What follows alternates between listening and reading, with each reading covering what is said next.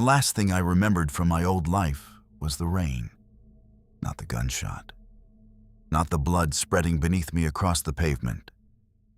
Just the rain falling into the alley behind Mercer Street while my body slowly stopped responding. I remember trying to breathe and realizing every breath hurt worse than the last. I remember hearing distant sirens somewhere beyond the buildings, too far away to matter. Then everything started fading at the edges. The lights above me blurred together, the cold disappeared, and eventually even the pain was gone. After that, there was nothing. No dreams, no afterlife, no sense of time passing. Just complete absence, until something pulled me back. At first, it wasn't consciousness. It was pain. Pure, violent pain, flooding through every nerve in my body all at once.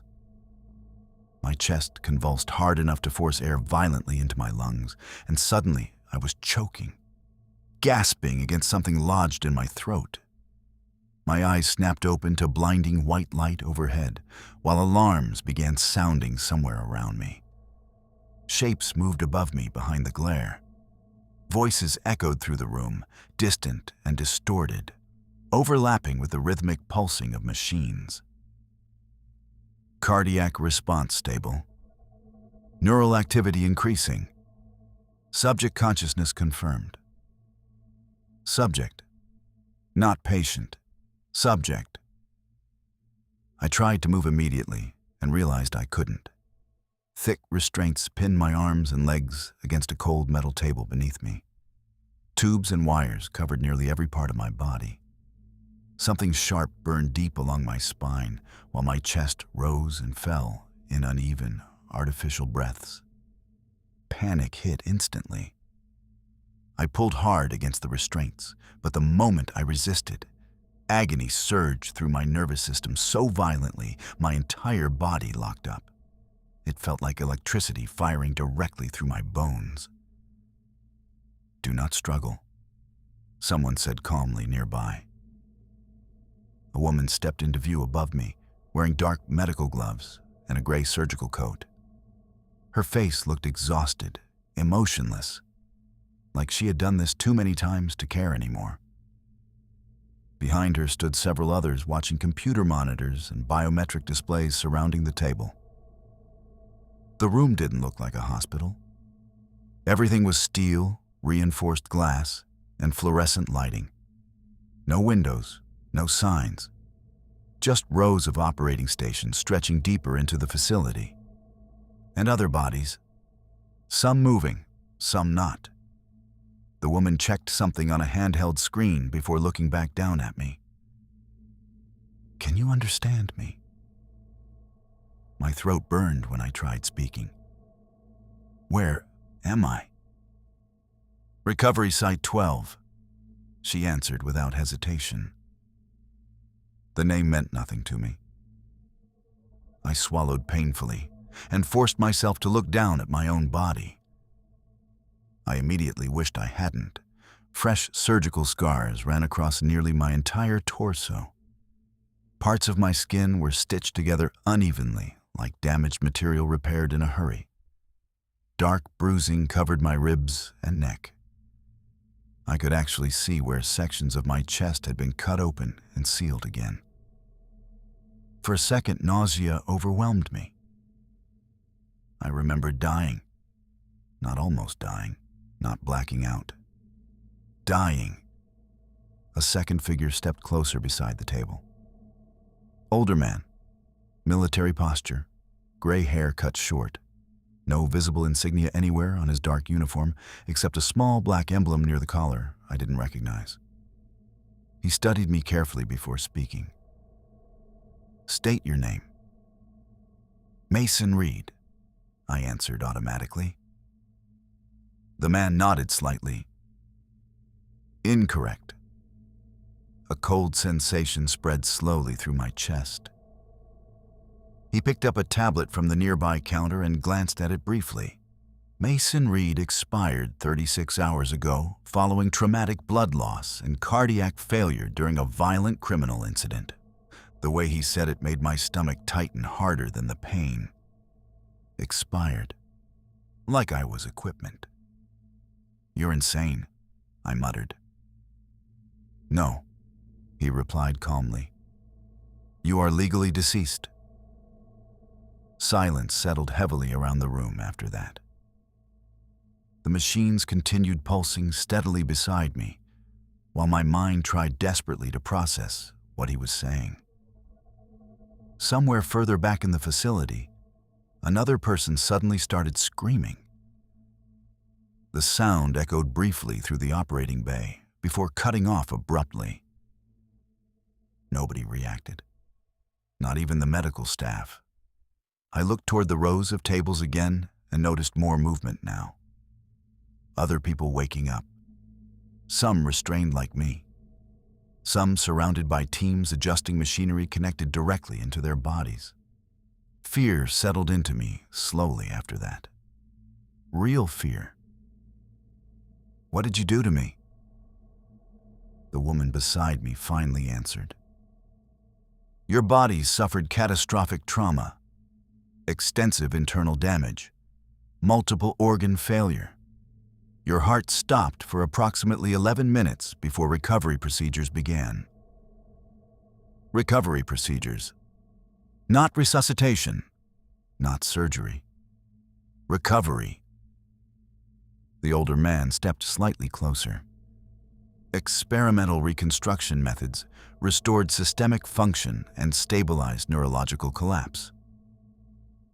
I stared at him. "You brought me back from the dead." Neither of them answered immediately. That silence told me enough. My breathing became uneven again as I looked around the room. Everything about the facility felt wrong. Too organized, too practiced. This wasn't an emergency experiment. This had happened before, many times. The older man folded his hands behind his back. "Officially, your remains were transferred under federal authority shortly after death certification. Your identity has been erased from all public systems." I felt my pulse quicken. "What does that mean?" "It means," he said calmly, "that for the outside world, you no longer exist." The words hit harder than anything else so far. Not dead, erased. Every instinct inside me screamed to get off the table and run. But deep down, I already understood something horrible. They weren't worried about me escaping, because dead people don't have rights. The woman disconnected another cable from my chest while speaking to someone behind me. Neural synchronization levels stable. A sudden sharp pressure struck the base of my skull without warning. I gasped as another wave of pain ripped violently through my spine and arms. My muscles locked instantly. "What the hell was that?" I shouted. "Implant calibration," the older man replied. I stared at him in disbelief. "You put something inside me?" "Compliance systems are mandatory." Compliance. The word made my blood run cold. The older man watched my reaction carefully before continuing. "You were selected because your prior status made you suitable for reassignment." "Reassignment to what?" For the first time, the man almost smiled. "To the future." The restraints around my arms finally released with a metallic click. I sat up slowly, pain surging through my chest immediately as the room tilted around me. One of the guards stepped forward in case I collapsed, but I shoved his hand away instinctively. Nobody stopped me, because they knew I couldn't go anywhere. The older man motioned toward the far side of the facility where large reinforced doors slowly began opening. Beyond them waited a long industrial corridor, filled with armed personnel and rows of silent figures wearing identical gray uniforms. People like me. Returned. A low mechanical sound vibrated through the floor beneath us as massive elevators somewhere deeper underground activated. Then the older man spoke one final sentence before the guards escorted me toward the corridor. "You are officially dead, Mason." He paused briefly, and that makes you useful. The elevator kept descending long after I lost any sense of depth. At first, I tried counting the seconds. That stopped somewhere around 8 minutes in. The deeper we went, the heavier the air inside the transport chamber felt. Metal groaned around us constantly, while enormous industrial mechanisms echoed through the shaft beyond the walls. Nobody spoke. Around 30 other people stood inside the elevator beside me, wearing the same gray uniforms I'd been given after leaving the recovery room. Some looked terrified. Others looked completely numb already. A few still had visible surgical bandages wrapped around parts of their heads and necks. Every single one of us carried the same thin scar at the base of the skull. The implant. Armed guards lined the outer walls of the elevator platform, motionless behind black visors and body armor. None of them treated us like prisoners exactly. It was worse than that. They treated us like cargo. The man standing beside me looked barely older than 20. Fresh stitches crossed one side of his jaw while dried blood still stained the collar of his uniform. "You know where they're taking us?" he whispered quietly. I shook my head. He swallowed hard before speaking again. "I heard one of them say we're below Nevada." Another voice answered from somewhere further back. "No chance." Then another. "Doesn't matter." Nobody talked after that. The elevator continued descending. Eventually, the pressure in my ears became unbearable. My chest still ached constantly from whatever procedures they'd used to drag me back to life.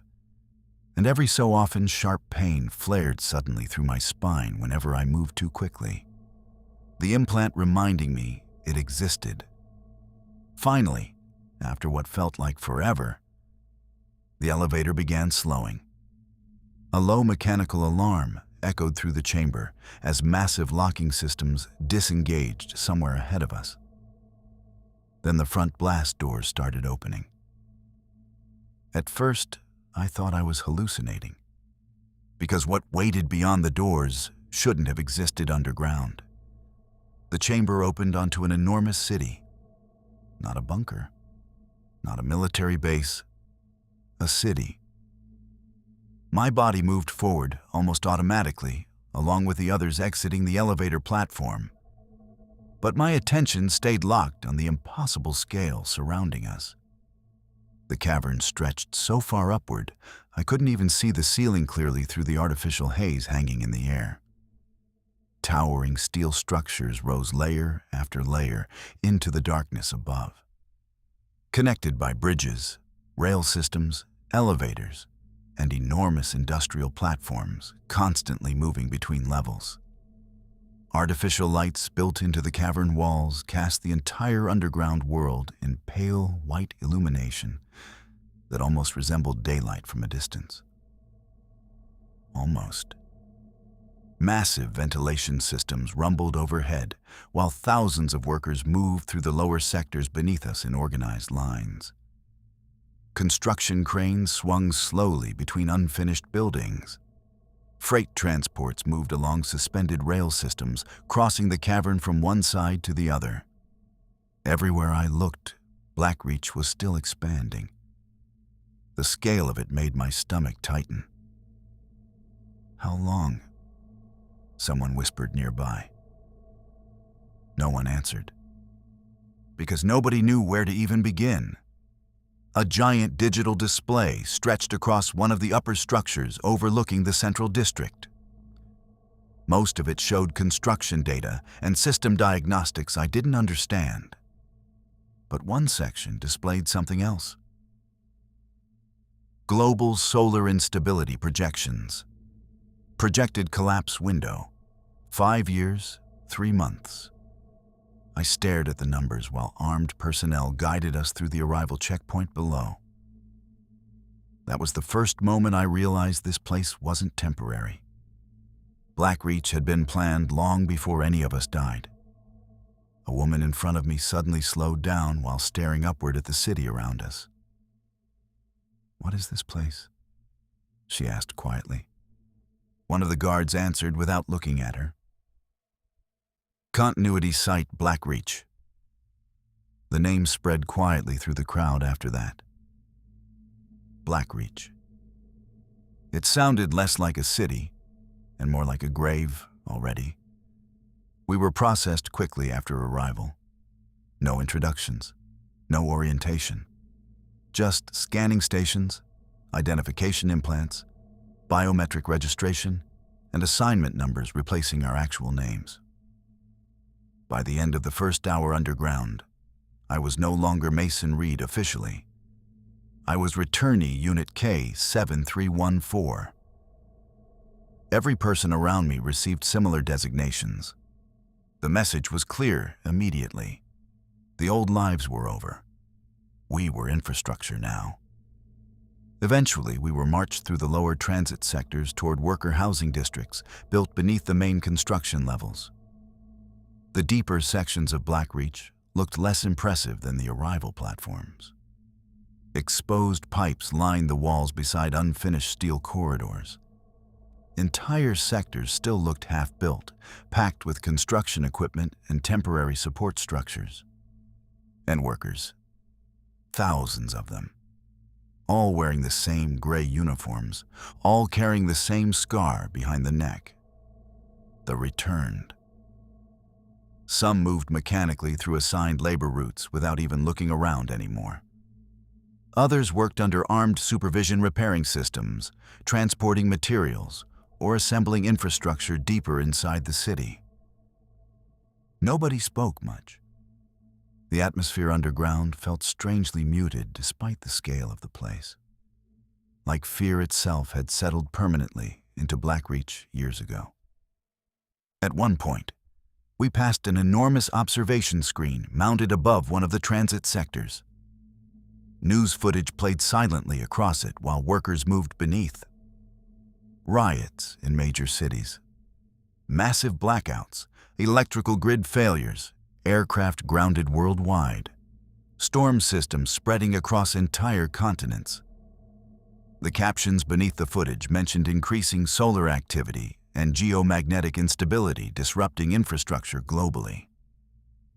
The guards noticed several of us watching. One of them finally spoke for the first time since we arrived. "The surface is dying," he said calmly. "Blackreach ensures continuity." Continuity. That word again. Everything in this place sounded carefully chosen, sanitized, like they wanted catastrophe to feel procedural. We eventually reached the worker district nearly 2 hours after arriving underground. The housing blocks resembled prison complexes more than apartments. Long concrete structures stacked vertically beneath exposed industrial piping and surveillance systems mounted every few meters. My assigned room barely qualified as living space. 1 bed, 1 sink, steel walls, no windows. The door locked automatically behind me the moment I entered. I sat slowly on the edge of the bed, while the ventilation system hummed overhead. For the first time since waking up in the recovery facility, I was alone, at least physically.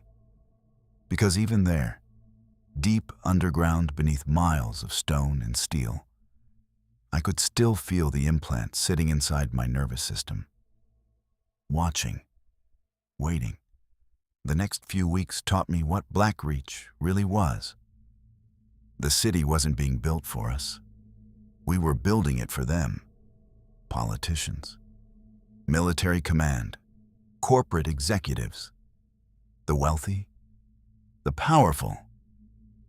Everyone important enough to deserve survival once the surface collapsed. and according to the projections displayed constantly throughout the facility, collapse wasn't theoretical anymore. It was coming. The scientists called them Helios events, massive chains of solar storms powerful enough to cripple satellites, power grids, communications, transportation systems, civilization itself. Blackreach existed because the people in charge believed the world above us had an expiration date. And buried beneath the desert, they were building themselves a replacement. Every day, more levels opened. Residential sectors, agricultural systems, water processing plants, medical districts, entire underground neighborhoods designed for populations that hadn't even arrived yet. A city built to outlive the world, and all of it constructed by dead people, forced back into their bodies for labor. One night, after a 16-hour shift helping expand lower transit tunnels, I stood alone on an unfinished observation platform overlooking part of the central cavern. The scale of Blackreach stretched endlessly beneath me. Thousands of workers moving through artificial streets. Massive towers disappearing into the darkness above. Entire generations of survival planned in steel and concrete. It should have looked impressive. Instead, it looked horrifying. Because standing there high above the underground city, watching the returned work themselves to exhaustion beneath constant surveillance, I finally understood what Blackreach truly was. They weren't building a sanctuary. They were building a tomb.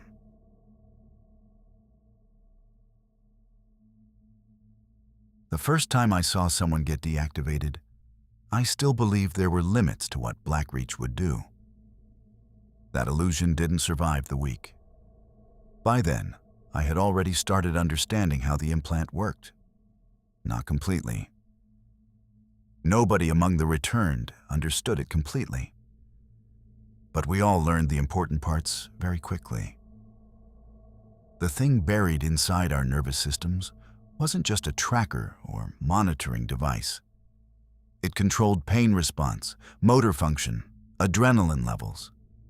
Sometimes even thought itself in ways that were difficult to explain. Every returnee felt it constantly, like a second presence sitting somewhere behind the spine, watching, waiting. The moment someone disobeyed instructions too aggressively, the implant reacted. At first, it was subtle. A sharp pulse behind the eyes, sudden nausea, temporary muscle weakness. Enough to remind you where the limits were. If you pushed harder, the punishment escalated. I learned that during my second month in Blackreach. A man named Ortega tried attacking one of the supervisors during a shift in the lower excavation sectors. Nobody even saw him grab the tool at first. One second he was lifting support materials with the rest of us, and the next he swung a steel wrench directly at a guard's head. He never made contact. Ortega collapsed instantly. Not stumbled. Collapsed. His entire body locked violently mid-motion before crashing into the concrete floor hard enough to break his nose on impact. Every muscle in his body convulsed uncontrollably while blood poured from his mouth. Nobody moved to help him. Not because we didn't want to. Because every single one of us felt our own implants react the moment it happened. A sharp electrical pressure spread through my spine, subtle but unmistakable. The system reminding all nearby returnees exactly what would happen if we interfered. Ortega screamed for almost 30 seconds. Then he stopped moving. The guards dragged his body away before the shift even ended. We never saw him again. After that, nobody asked questions anymore. That was how Blackreach controlled people. Not through ideology, not through loyalty, through certainty. The certainty that resistance would fail before it even began. The deeper the city expanded underground, the more the returned changed. At first, most people still talked about their old lives. Quiet conversations during meal periods, stories about families, jobs, places above the surface they missed. That faded over time. Not naturally. Systematically. The schedules inside Blackreach were designed to erase individuality slowly. 16-hour labor rotations, artificial lighting cycles, nutrient-controlled food distribution, minimal privacy, constant surveillance. People stopped using real names after a while because the guards refused to acknowledge them anyway. "You are assigned identification now," one supervisor told a worker who kept introducing himself by name during orientation. Eventually, he stopped correcting them. Most of us did. The strange thing was how quickly human beings adapt to dehumanization when there's no alternative. Within a year, entire sectors of returned workers barely spoke at all anymore outside mandatory communication. Conversations became shorter. Eye contact disappeared. People moved through Blackreach with the same exhausted mechanical rhythm as the machines surrounding us, like the city itself was wearing us down into something easier to manage. And every so often, someone vanished. Officially, those people were reassigned. Nobody believed that. We all knew what deactivated really meant. The rumors spread quietly through the worker sectors anyway. Some claimed the deactivated were recycled into medical research. Others believed the bodies were disposed of somewhere beyond the lower industrial tunnels beneath Blackreach. One story claimed there were entire underground cremation sectors nobody was allowed to access. Another claimed some returnees weren't fully dead when they disappeared. The guards never denied the rumors. That was the worst part. They didn't need to. Fear worked better without confirmation. Years passed underground, without feeling like years. That was another thing Blackreach stole from people eventually, the ability to feel time correctly. Artificial lighting never fully changed. No weather, no seasons. Just endless work cycles repeating through the same steel corridors over and over again. Sometimes, I'd wake up in my compartment genuinely unable to remember how old I was anymore, or whether it even mattered. The surface became something distant after enough time underground. Like a dream everyone remembered differently. News updates still played across public information screens throughout Blackreach, but they grew worse every year. Massive power failures, international conflicts, infrastructure collapse, governments declaring emergency continuity measures. Then the solar events started becoming impossible to ignore. Entire regions of the world losing communication simultaneously. Satellite networks failing. Electrical storms visible from orbit. Air traffic collapsing across multiple continents. The elites began arriving not long after that. You could always tell when new groups entered Blackreach because entire sections of the city suddenly shut down for security lockdowns. Armed convoys moved through the upper districts, while surveillance intensified everywhere beneath them. We never saw the important people directly. Blackreach was designed carefully enough to prevent that. Separate transit systems, separate residential sectors, separate worlds. The people building the underground city would never live inside the version prepared for the ones inheriting it. One night during maintenance duty near Transit Sector C, I saw a child for the first time in nearly 4 years underground. A little girl walking beside 2 armed escorts near one of the restricted elevator platforms. Clean clothes, healthy, looking around the city with curiosity instead of fear. She noticed us working behind the barrier fences and stopped briefly. "Who are they?" she asked one of the escorts. The man answered without hesitation, Workers, not people. Workers. The girl stared at us for another second before being led away toward the upper transit sectors. I remember standing there long after she disappeared, holding a welding tool in numb hands while the realization settled deeper into me than ever before. Blackreach wasn't temporary anymore. This wasn't survival. It was replacement. The returned weren't citizens. We weren't employees. We weren't even prisoners. Prisoners still belonged to the world outside. Officially, we were dead. And dead things didn't need rights. That understanding changed something inside me after that. Because for the first time since waking up on the operating table years earlier, I realized the horrifying truth Blackreach was built upon. The returned were never supposed to survive this place. We were only supposed to finish building it.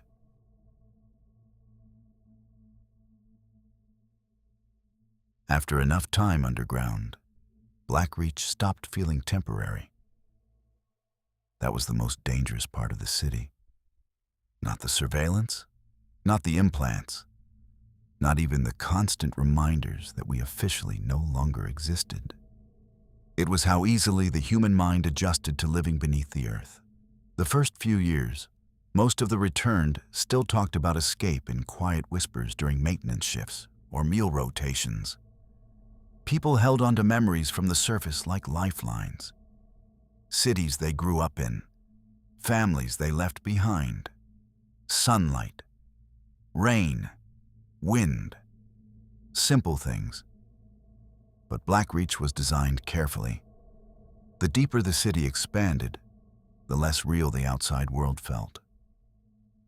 Artificial daylight systems cycled through the cavern's ceilings at controlled intervals. Entire agricultural districts appeared beneath massive hydroponic towers lit by synthetic suns. Parks were constructed in upper residential sectors for the future inhabitants of the city. Carefully engineered environments filled with imported trees, artificial rivers, and climate-controlled air systems. A fake world beneath the real one. And year after year, Blackreach kept growing. Entire residential districts opened underground. Reactor systems came online deep beneath the lower industrial sectors. Water purification plants, transit systems, medical complexes, storage vaults, communication hubs. Everything needed to sustain civilization after the surface failed. That word appeared constantly throughout the facility. When? Never if. The people running Blackreach stopped pretending uncertainty existed long before we did. Every public information display throughout the city tracked the same thing relentlessly: Solar Instability Escalation Index. The numbers climbed higher every year. At first, the reports from the surface still sounded manageable. Regional blackouts, communication disruptions, political riots caused by economic instability and failing infrastructure. Then entire countries started disappearing from the updates altogether. Global satellite networks collapsed in waves over a 2-year period. Power grids failed across multiple continents during severe geomagnetic storms. Shipping routes shut down. Financial systems crashed repeatedly. Food shortages triggered mass migration and civil unrest in dozens of regions simultaneously. And all the while, Blackreach expanded deeper underground. The workers rarely saw actual news footage directly anymore, but sometimes fragments slipped through public system screens before security teams locked them down. Cities without power. Airplanes grounded permanently across dead airports. Massive fires burning across electrical substations after solar surges overloaded entire grids. Once, during a maintenance shift near the upper transit sectors, I saw footage of the northern lights stretching over regions where they should never have appeared. Bright green waves moving across the skies above burning cities. beautiful. Wrong. One of the engineers standing nearby watched the footage silently before muttering something I never forgot. The magnetospheres collapsing faster than they predicted. The screen went dark seconds later. By then, I had already spent nearly 7 years inside Blackreach. 7 years underground. Sometimes I struggled to remember my own face from before the recovery program. The returned around me changed too. Some adapted completely to the system, others broke slowly under it. The implants played a major role in that. Nobody fully understood what prolonged exposure to the neural control systems actually did to the human brain over time. The medical staff never explained side effects, and the returned weren't exactly given access to research reports. But after years underground, changes became impossible to ignore. Memory gaps, emotional numbness, difficulty concentrating. Some workers developed strange compulsive behaviors, repeating tasks unnecessarily, forgetting conversations minutes after having them, standing motionless for long periods before suddenly continuing whatever they were doing. The guards ignored it. As long as productivity remained stable, nothing else mattered. People disappeared more frequently, too. Deactivations became routine inside Blackreach eventually. Entire worker sectors learned not to ask questions when someone failed to return from a shift. Their identification numbers simply vanished from system records overnight like they had never existed. The city consumed people constantly, and still it kept growing. By year 9, Blackreach resembled a functioning civilization more than a construction project. Upper residential districts housed thousands of incoming officials, scientists, military personnel, and selected civilian families. Schools opened in protected sectors. Medical systems expanded. Entire cultural preservation archives were transferred underground from collapsing governments above. The elite population increased every month. The returned stayed below them, always below. The separation between classes inside Blackreach became physical after a while. Different transit systems, different security clearances, different air filtration sectors, different humanity. We built the city. They inherited it. I spent most of those later years assigned to lower infrastructure maintenance alongside hundreds of other returned workers. Reactor tunnels, ventilation systems, deep transit expansions beneath the original city foundation. The deeper levels of Blackreach felt different from the upper districts. Older, less controlled. Some sectors stretched so far underground that they no longer appeared on standard maintenance maps. Massive, unfinished corridors disappeared into darkness beneath the operational parts of the city, while new excavation teams continued expanding deeper every year. Nobody explained why. One night during a reactor inspection shift, I stood near an observation platform overlooking part of the central cavern, while artificial daylight dimmed into evening cycle mode overhead. The city below looked alive, transit systems moving constantly, residential towers glowing beneath the cavern's ceiling, crowds flowing through artificial streets beneath steel skies, a functioning civilization hidden beneath miles of desert rock. And for the first time in years, I realized something horrifying. Blackreach actually might survive, not because it was humane, not because it was right, because the people who built it planned for everything except morality. That realization stayed with me for months afterward. Then the storms finally arrived. Not isolated incidents anymore, not temporary disruptions. The real beginning. The first Helios event hit during cycle 3442. Every screen across Blackreach lit up simultaneously with emergency warnings, while alarms echoed through the transit sectors above us. For several seconds, Nobody understood what was happening. Then the lights flickered. The entire city shook beneath our feet. Somewhere far above the Earth, something massive struck the planet's magnetic field hard enough to rattle an underground city built to survive the end of civilization. And deep beneath the desert, Blackreach began sealing itself from the world forever.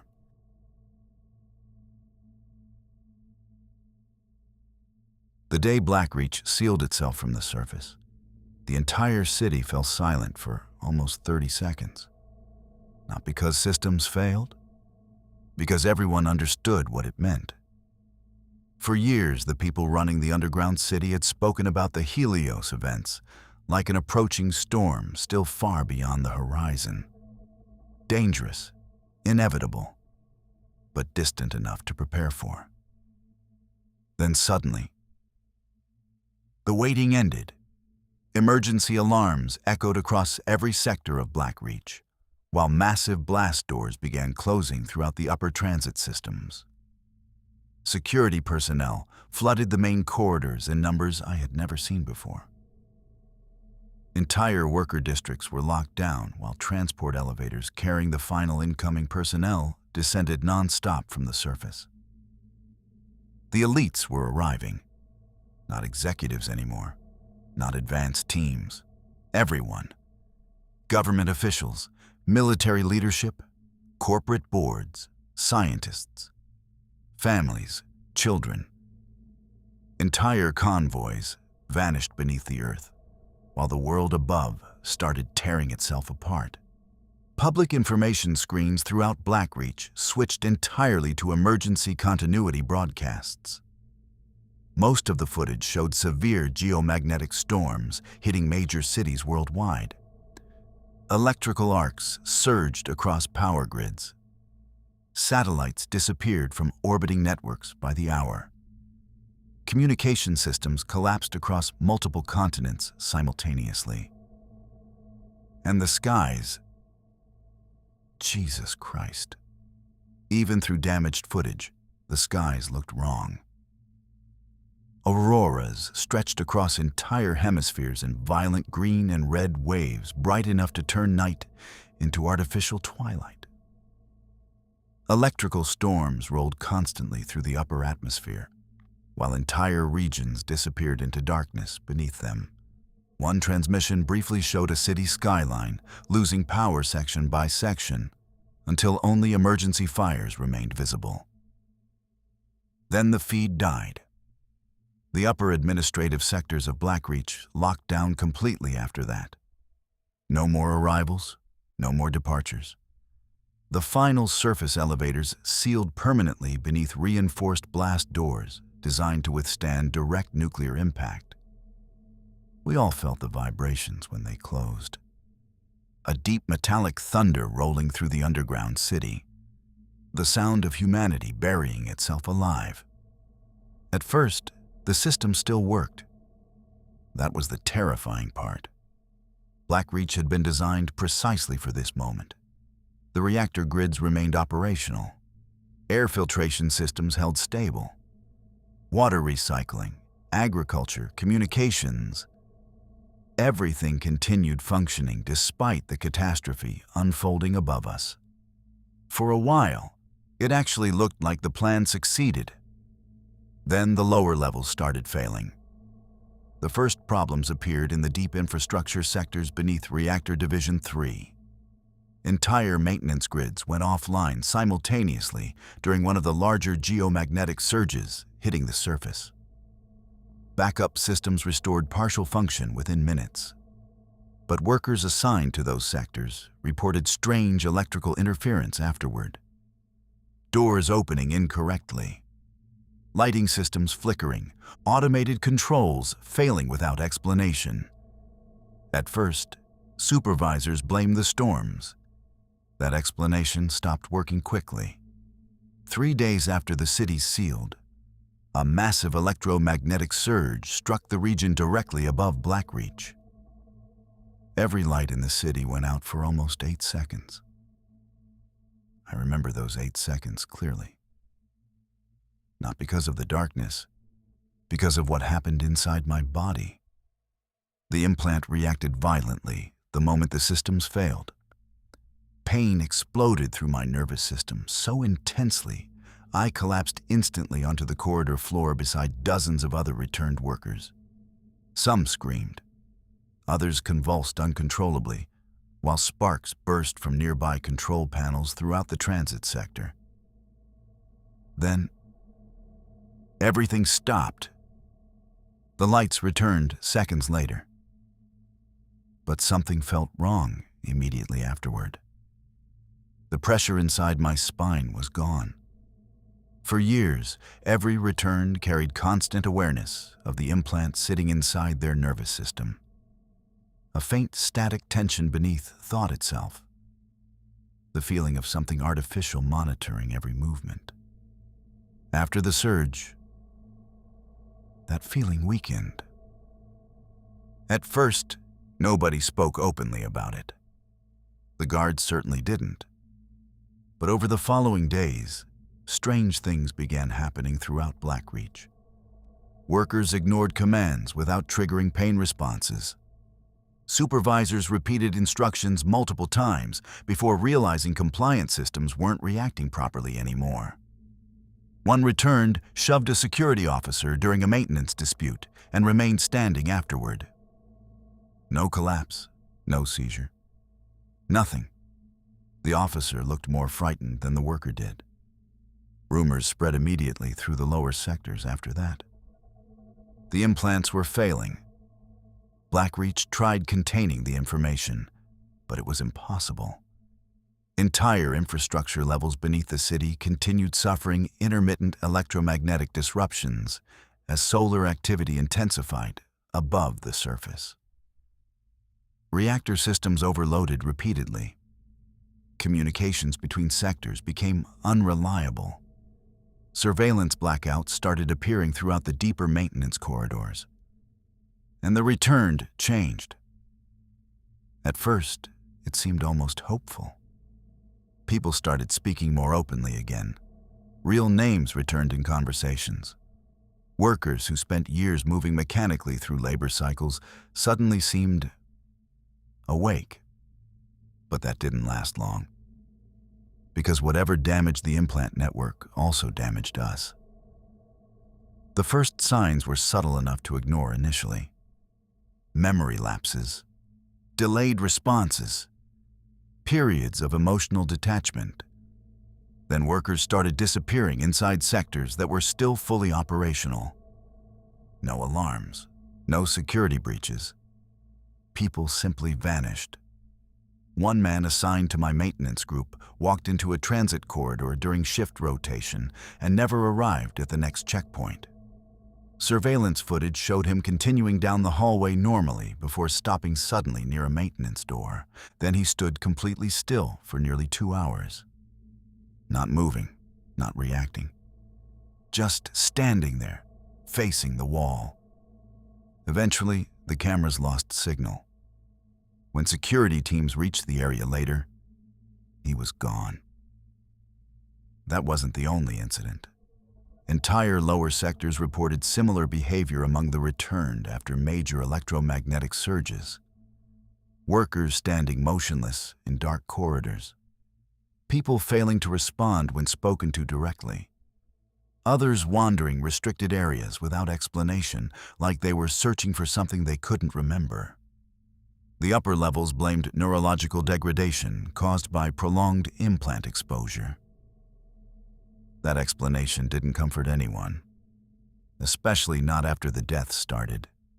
A maintenance team in lower sector H disappeared entirely during a communications blackout. When security forces finally entered the area hours later, they found the corridors empty except for blood and abandoned equipment. No bodies, no signs of struggle, nothing. After that, the lower levels began shutting down one by one. Security checkpoints sealed entire transit systems. Blast doors closed between infrastructure divisions. Armed patrols increased everywhere beneath the central city. The officials still claimed Blackreach remained stable. Nobody believed them anymore. Not after the screams started echoing through the ventilation systems at night. Not after surveillance footage began showing figures standing motionless in corridors where nobody should have been. And definitely not after the implant stopped responding completely. The moment I realized mine had fully failed happened during a reactor maintenance shift nearly 3 weeks after the first major Helios event. A supervisor grabbed one of the returned workers beside me during an argument and activated his control trigger manually. Nothing happened. The worker didn't even flinch. For a second, everyone in the corridor just stared at each other. Then every implant warning system throughout the sector shut off simultaneously. Silence flooded the corridor, and deep beneath Blackreach, the control network died.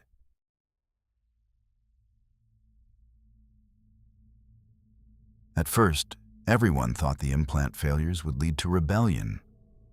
That was the logical assumption. For years, the returned had lived under constant neurological control. Pain suppression, forced compliance, emotional regulation. Every part of Blackreach depended on those systems functioning correctly. Once they failed, the upper administration expected riots, violence, revenge. Instead, something far worse happened. The returned stopped acting human. It didn't happen all at once. That was what made it terrifying. The changes spread slowly through the lower sectors of Blackreach after the control network collapsed.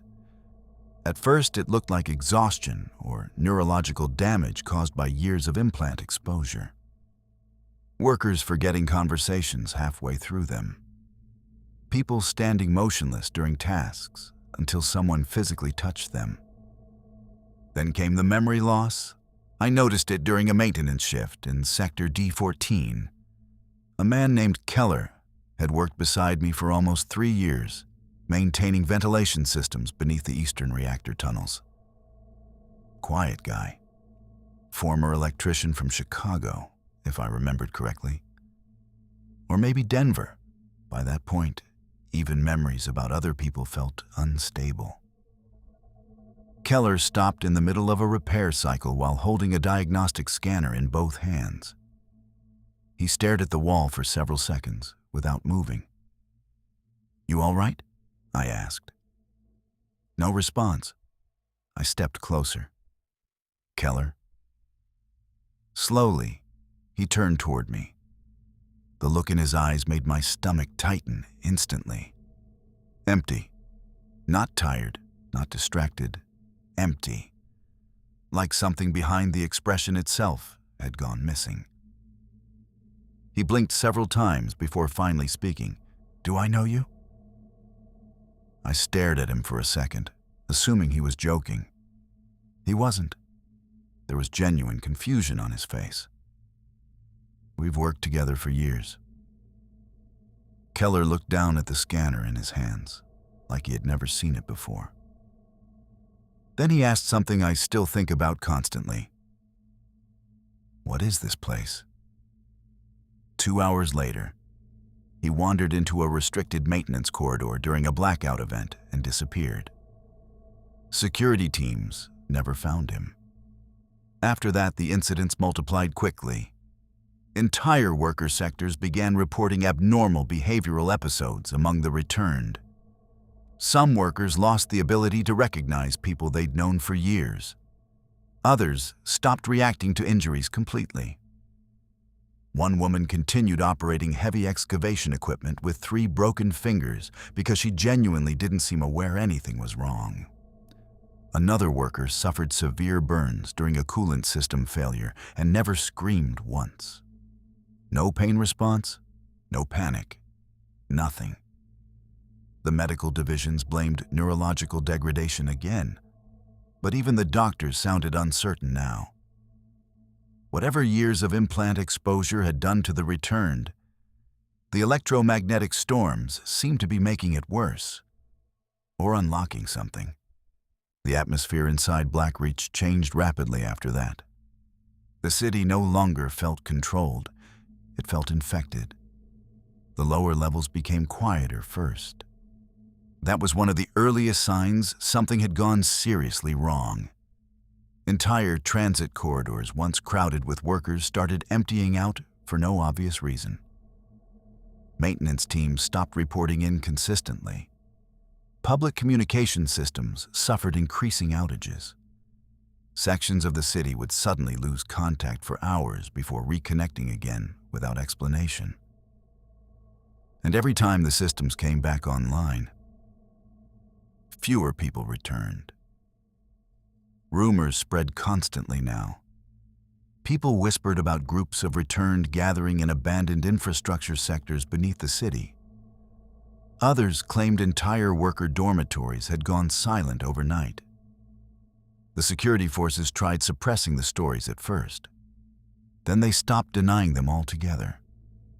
I saw one of the changed workers up close during a blackout in Transit Sector K. The lights failed suddenly while I was crossing one of the lower transport corridors near the reactor districts. Emergency systems kicked in seconds later, flooding the hallway with dim red backup lighting. At first, I thought the corridor was empty. Then I noticed someone standing near the far wall, completely motionless. A returned worker wearing a maintenance uniform, stained black with grease and dust. I couldn't see his face clearly in the emergency lighting, but something about the way he stood immediately felt wrong. Too still, not resting, not waiting. Just standing there with his arms hanging loosely at his sides. I slowed instinctively. The corridor stretched nearly 50 meters between us, silent except for the distant hum of emergency power systems somewhere deeper underground. "Hey," I called out cautiously. No response. The figure didn't move at all. I kept walking slowly forward. That was when I realized something worse. He wasn't breathing, at least not visibly. No chest movement, no shifting posture, nothing. For a second, I considered turning around immediately. Then the lights flickered. The figure moved. Not gradually, instantly. One moment he stood motionless near the wall, and the next his head snapped directly toward me so fast it looked mechanically wrong. Every muscle in my body locked. Even from that distance, I could see his expression clearly now. Emotionless. Completely blank. The man stared at me for several seconds without blinking. Then, he started walking toward me. Slowly at first, arms hanging unnaturally loose at his sides, while his footsteps echoed softly through the empty corridor. I backed away immediately. "Stop!" The word sounded weak underground. The returned worker kept moving toward me without reacting. Something about the way he walked made panic rise instantly in my chest. His movements looked functional, but incomplete somehow, like a person remembering how human motion worked without fully understanding it anymore. Then the lights flickered again. This time he was closer, much closer. I turned and ran. The footsteps behind me accelerated almost immediately. Not sprinting, not chasing aggressively, just continuing forward with steady mechanical speed that never slowed down, no matter how fast I moved. I didn't stop running until security doors sealed behind me 2 sectors later. When I finally looked back, the corridor behind me was empty. No sign of the worker anywhere. That night, the first confirmed disappearances reached the upper sectors of Blackreach. Not returned workers, citizens, scientists, security personnel. Entire people vanishing from operational sectors without explanation. And for the first time since the Helios events began, the people running Blackreach looked afraid.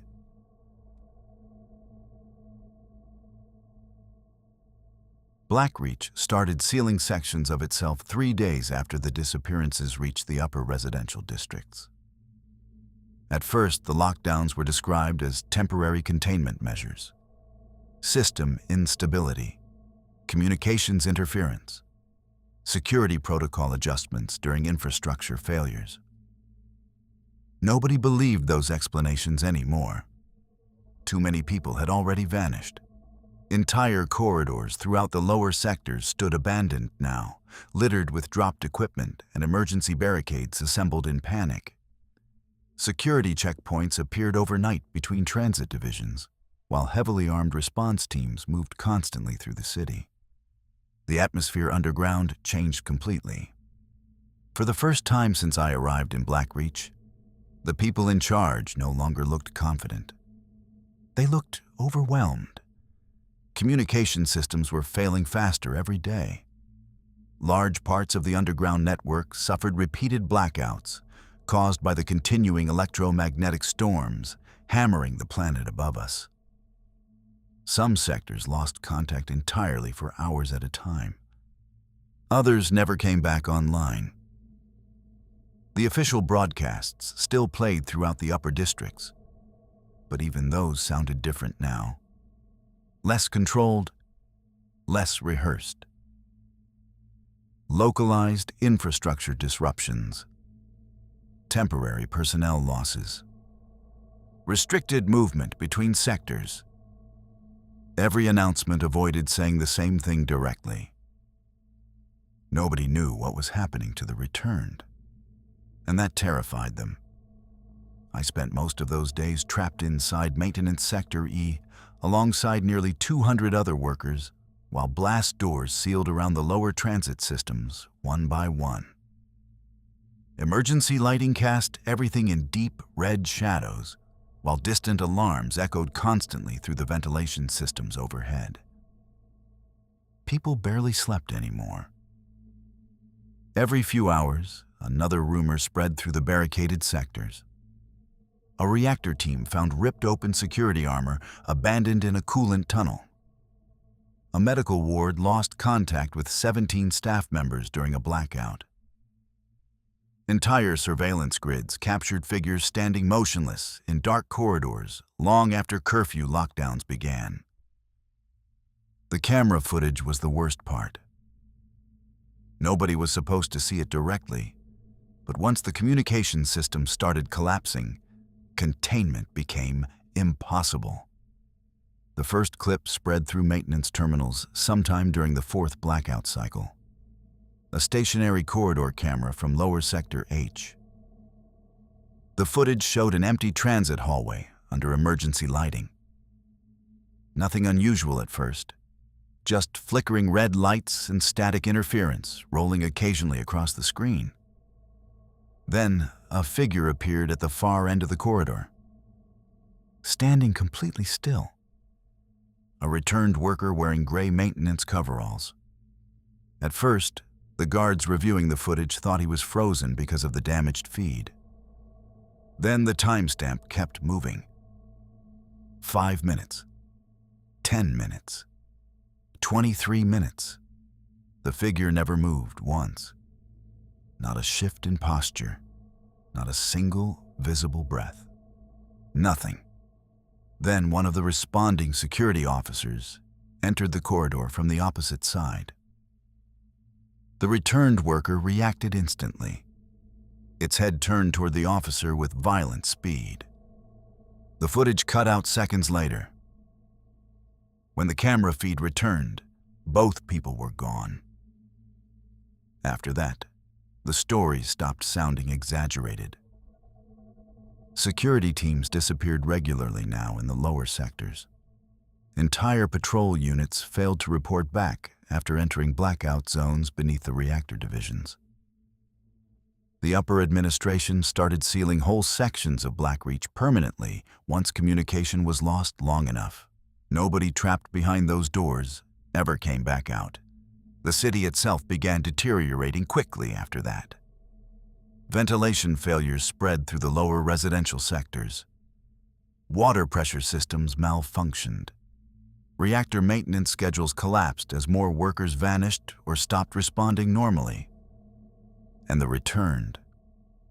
They kept changing. By then, most of us understood these weren't simple neurological side effects anymore. Something fundamental had happened when the implant network failed. The systems controlling us for years hadn't just regulated behavior. They had been holding something together. Without them, the returned were becoming incomplete. That was the only word I could find for it.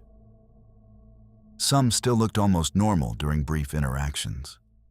Others barely reacted to human speech anymore. Entire groups wandered abandoned transit tunnels beneath Blackreach without apparent purpose, only becoming active when approached directly.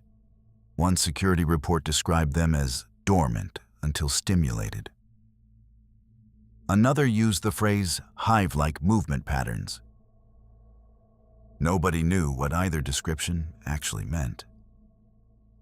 The guards stopped calling them workers eventually. Then they stopped calling them returned.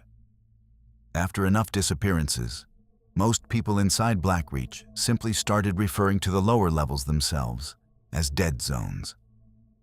Places you entered only if ordered. Places people didn't return from. I saw one of the dead zones myself during a maintenance escort operation near Reactor Sector 9.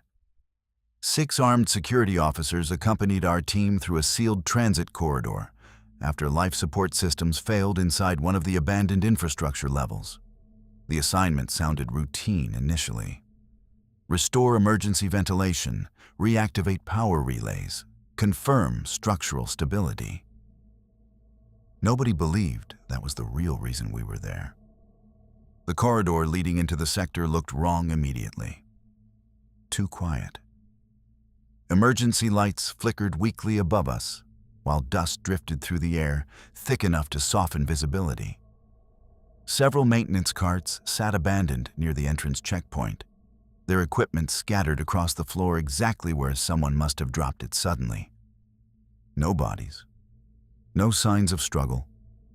Just absence. One of the guards muttered quietly into his headset. No movement detected. Another answered immediately.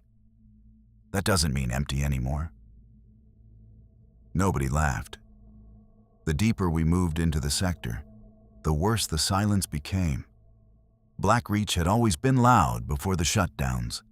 Ventilation systems, machinery, transit rails, reactor vibrations, constant industrial noise flowing through the city at all hours.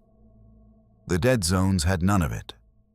Just distant metallic creaking and our own footsteps echoing through empty corridors. Then we found the first camera. The surveillance unit had been ripped partially out of the wall near an intersection leading deeper into the maintenance levels. The lens still flickered weakly with intermittent power. One of the guards accessed the remaining footage directly from his wrist terminal. I wish he hadn't. The recordings showed the same corridor, only 6 hours earlier. At first, everything looked normal. Workers moving through maintenance routes, security patrols passing regularly. Then the lights failed. When emergency power restored several seconds later, the corridor was full of people. At least 20 returned workers standing motionless throughout the hallway. None of them had appeared entering on camera. They were just suddenly there, watching, waiting. One of the guards immediately shut the footage off. Nobody spoke after that. We continued deeper into the dead zone anyway, because there was nowhere else to go. That was the moment I finally understood something horrifying about Blackreach. The city wasn't collapsing because of the solar storms anymore. The storms had only broken the locks.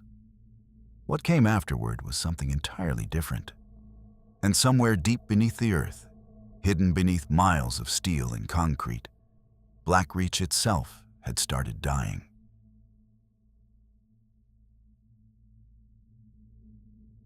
By the time Security Officer Daniel Carter reached Lower Archive Sector 3, most of Blackreach had already gone dark. Emergency systems still functioned in parts of the upper city, but the deeper levels beneath the reactor districts were almost completely lost. Entire transit routes had collapsed into silence, while automated lockdown systems sealed sectors faster than security teams could reopen them. Nobody even pretended the city was under control anymore.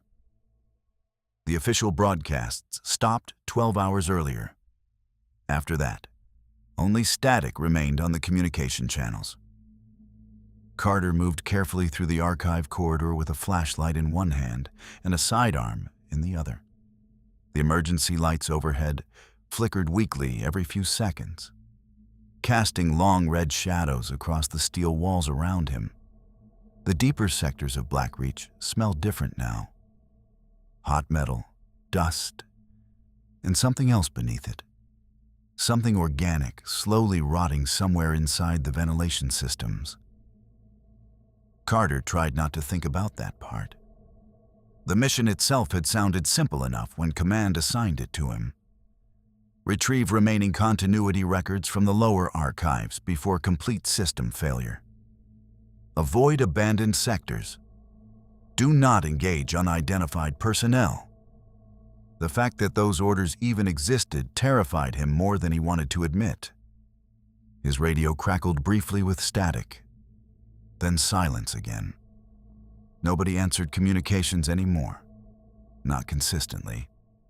He passed another sealed blast door marked Lower Residential Access Restricted beneath layers of emergency warning symbols. Deep scratches covered part of the metal surface near the control panel. Not random damage. Marks. Like someone had dragged their hands across the steel trying to get through. Carter kept walking. The flashlight beam shook slightly despite his effort to steady it.